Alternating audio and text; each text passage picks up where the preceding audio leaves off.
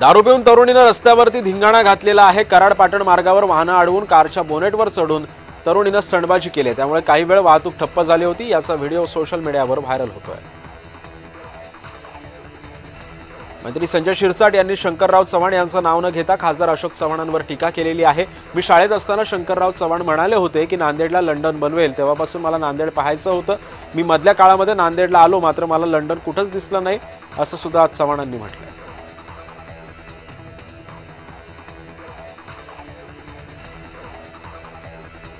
मंत्री संजय शिरसाट यांच्या टीकेचा खासदार अशोक चव्हाणांनी देखील समाचार घेतलाय। शिरसाट यांनी केलेलं वक्तव्य बेजबाबदार आणि टाइमपास करण्याकरता आहे। येऊन जाणं आणि मतं खराब करणं याशिवाय या वक्तव्याला काहीही महत्त्व नाही, असं शिरसाट म्हणतात। कपडे खरेदीसाठी आलेल्या तिघांकडून दुकानदाराला मारहाण करण्यात आलेली आहे। कपड्याचे पैसे मागितल्यानं मारहाण केल्याचा आरोप करण्यात येतोय। ही घटना सीसीटीव्ही कॅमेऱ्यामध्ये चित्रित झाली। नाशिकच्या भद्रकाली परिसरामध्ये हा सगळा प्रकार घडला।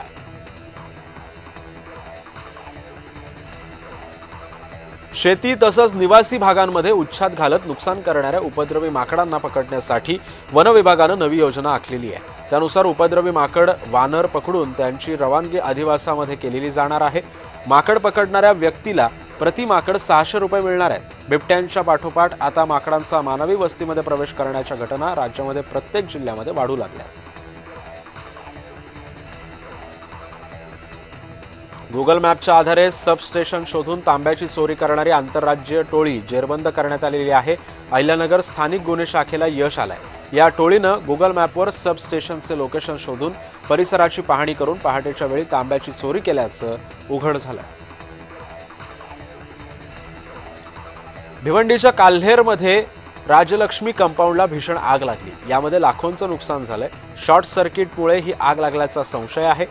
अग्निशमन दलाच्या गाड्या येण्यास उशीर झाल्यानं आगीवर नियंत्रण उशिरा मिळालंय।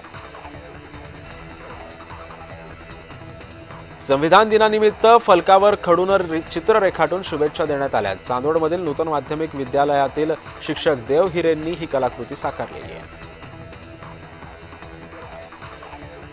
स्मृती आणि पलाशच्या संबंधामध्ये मिठाचा खडा पडल्याची चर्चा रंगली आहे। पलाशच्या जुन्या संबंधांची समाज माध्यमांवर तर्कवितर्क लावले जात आहेत। लग्न अचानकपणे पुढे ढकलल्यानं त्यानं स्मृतीला दगा दिल्याचा दावा सुद्धा केला जातोय।